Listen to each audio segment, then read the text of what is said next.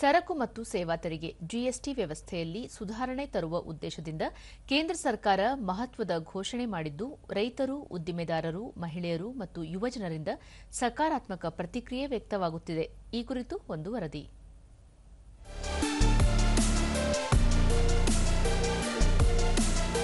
ಕೇಂದ್ರ ಸರ್ಕಾರ ಘೋಷಿಸಿರುವ ಜಿಎಸ್ಟಿ ದರ ಕಡಿತ ಸೆಪ್ಟೆಂಬರ್ 22ರಿಂದ ಜಾರಿಗೆ ಬರಲಿದೆ. ಹೊಸ ನೀತಿಯಡಿ ಸರ್ಕಾರ ಸುಮಾರು 400 ಸರಕು ಮತ್ತು ಸೇವೆಗಳ ಮೇಲಿನ ಜಿಎಸ್ಟಿ ದರ ಕಡಿತಗೊಳಿಸಲು ಉದ್ದೇಶಿಸಿದೆ. ಜಿಎಸ್ಟಿ ದರ ಕಡಿತದಿಂದಾಗಿ ಜನಸಾಮಾನ್ಯರು ಮಾತ್ರವಲ್ಲದೆ ವಿವಿಧ ಸೇವಾ ವಲಯಗಳಿಗೂ ಭಾರೀ ಅನುಕೂಲವಾಗಲಿದ್ದು, ಇದರ ಲಾಭವನ್ನು ನೇರವಾಗಿ ಗ್ರಾಹಕರಿಗೆ ವರ್ಗಾಯಿಸಬೇಕು ಎಂದು ಹಣಕಾಸು ಸಚಿವೆ ನಿರ್ಮಲಾ ಸೀತಾರಾಮನ್ ಅವರು ಸೂಚಿಸಿರುವುದು ಭರವಸೆ ಮೂಡಿಸಿದೆ. ಜಿಎಸ್ಟಿ ಸುಧಾರಣೆಗಳನ್ನು ಗ್ರಾಹಕ ಕೇಂದ್ರಿತ ದೃಷ್ಟಿಕೋನದಿಂದ ಜಾರಿಗೆ ತರಲಾಗಿದೆ. ಹೊಸ ನೀತಿಯಿಂದಾಗಿ ಟಿವಿ, ಎಸಿ, ರೆಫ್ರಿಜರೇಟರ್ ಮತ್ತು ವಾಷಿಂಗ್ ಮೆಷಿನ್ ಇತ್ಯಾದಿ ಸರಕುಗಳ ಮೇಲಿನ ಜಿಎಸ್ಟಿ ತೆರಿಗೆ ದರ ಶೇಕಡಾ 28ರಿಂದ 18ಕ್ಕೆ ಇಳಿಕೆಯಾಗಲಿದೆ. ಆರೋಗ್ಯ ಮತ್ತು ಜೀವ ವಿಮಾ ಪಾಲಿಸಿಗಳು ಈಗ ಜಿಎಸ್ಟಿಯಿಂದ ಸಂಪೂರ್ಣ ವಿನಾಯಿತಿ ಪಡೆಯಲಿವೆ. ಅಲ್ಲದೆ ಮನೆ ನಿರ್ಮಾಣ ಅಥವಾ ಖರೀದಿಗೆ ಉತ್ಸುಕರಾಗಿರುವವರಿಗೆ ಜಿಎಸ್ಟಿ ಸುಧಾರಣೆಯಿಂದ ಅನುಕೂಲವಾಗಲಿದೆ.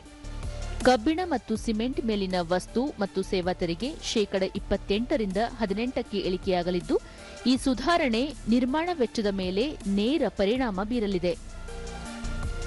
ದೂರದರ್ಶನದೊಂದಿಗೆ ಬೆಂಗಳೂರು ವಿಶ್ವವಿದ್ಯಾಲಯದ ಪ್ರಾಧ್ಯಾಪಕ ಕೇಶವ್, ಹೊಸ ಜಿಎಸ್ಟಿ ನೀತಿ ಮಾರುಕಟ್ಟೆ ಬೇಡಿಕೆ ಜೊತೆಗೆ ತೆರಿಗೆ ಸಂಗ್ರಹವನ್ನು ಹೆಚ್ಚಿಸಲಿದೆ. ರಾಜ್ಯಗಳ ಆದಾಯ ಕಡಿಮೆ ಆಗುತ್ತದೆ ಎಂಬ ಆತಂಕದಲ್ಲಿ ಹುರುಳಿಲ್ಲ. ಹೊಸ ನಿರ್ಧಾರ ಜನರ ಜೀವನ ಮಟ್ಟ ಮತ್ತು ಉದ್ಯೋಗ ಸೃಷ್ಟಿಗೆ ಕೊಡುಗೆ ನೀಡಲಿದೆ.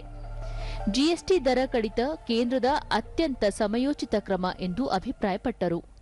ನಾವು ಸಾಮಾನ್ಯವಾಗಿ ಹೇಳ್ತಿರ್ತೀವಿ, ಈಗ ಎಜುಕೇಷನ್ ದುಬಾರಿ ಆಗ್ತಾ ಇದೆ, ಟೆಕ್ಸ್ಟ್ ಬುಕ್ಸ್ ದುಬಾರಿ ಆಗಿದೆ, ಒಂದು ಪೆನ್ಸಿಲು, ಇರೇಸರ್, ನೀವು ಯಾವ್ದು ನೋಡಿದ್ರು ಎಜುಕೇಷನ್ ಮತ್ತು ಮ್ಯಾಪು, ಚಾರ್ಟು, ಇದು ತಂದೆ ತಾಯಿಗಳು ಗೊತ್ತು ಎಷ್ಟು ಹೊರೆ ಆಗ್ತಾ ಇತ್ತು ಇಷ್ಟು ದಿನ ಅಂತ. ಈಗ ಆಲ್ಮೋಸ್ಟ್ ಇವುಗಳ ಮೇಲೆ ನಾವು ಕೇಂದ್ರ ಸರ್ಕಾರ ಏನು ಮಾಡಿದೆ ಅಂತಂದರೆ ಇವುಗಳ ಮೇಲೆ GST ತೆಗೆದುಹಾಕ್ಬಿಟ್ಟಿದೆ. ಸೊ ಅಷ್ಟು ಅನುಕೂಲಕರವಾಗಿ ಮಕ್ಕಳ ವಿದ್ಯಾಭ್ಯಾಸನ ತುಂಬ ಕಡಿಮೆ ದರದಲ್ಲಿ ಮಕ್ಕಳು ತಗೋಬಹುದು. ಆ ರೀತಿಯಲ್ಲಿ ಮಾಡಿರುವಂಥದ್ದಕ್ಕೆ ಇನ್ನೊಂದು ಶ್ಲಾಘನೀಯ ಪದ.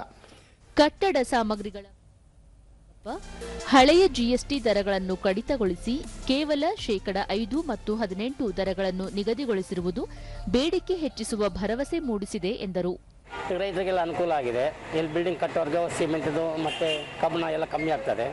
ನೋ ಪ್ರಾಬ್ಲಮ್, ಚೆನ್ನಾಗಿ ಮಾಡಿದ್ದಾರೆ. ಇನ್ನೂ ಮಾಡಿದ್ರೆ ಇನ್ನೂ ಒಳ್ಳೆಯದಾಯಿತು. ಈ ಸಣ್ಣ ರೈತರಿಗೆ, ಸಣ್ಣ ನಮ್ಮ ಮೀಡಿಯಮ್ ಜನಕ್ಕೆಲ್ಲ ತೊಂದರೆ ಇಲ್ಲ, ಆರಾಮಿರ್ತದೆ, ತೊಂದರೆ ಇಲ್ಲ. ಇದೇ ಥರ ಮಾಡ್ಕೊಂಡ್ರೆ ಇನ್ನೂ ಒಳ್ಳೆಯದು.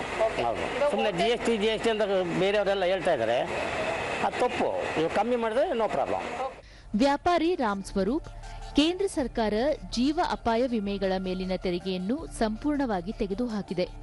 ಇದರಿಂದ ಬಡ ಮಧ್ಯಮ ವರ್ಗದವರು ಅವಕಾಶವಾಗಿದೆ ಎಂದು ತಿಳಿಸಿದರು. GST ಎಲ್ಲ ಸ್ಲೇಬ್ ಚೇಂಜ್ ಆಗಿದೆ. ಈ ಕಾರಣ ಜನಗಳಿಗೆ ಎಲ್ಲ ಬೆನಿಫಿಟ್ ಆಗುತ್ತೆ.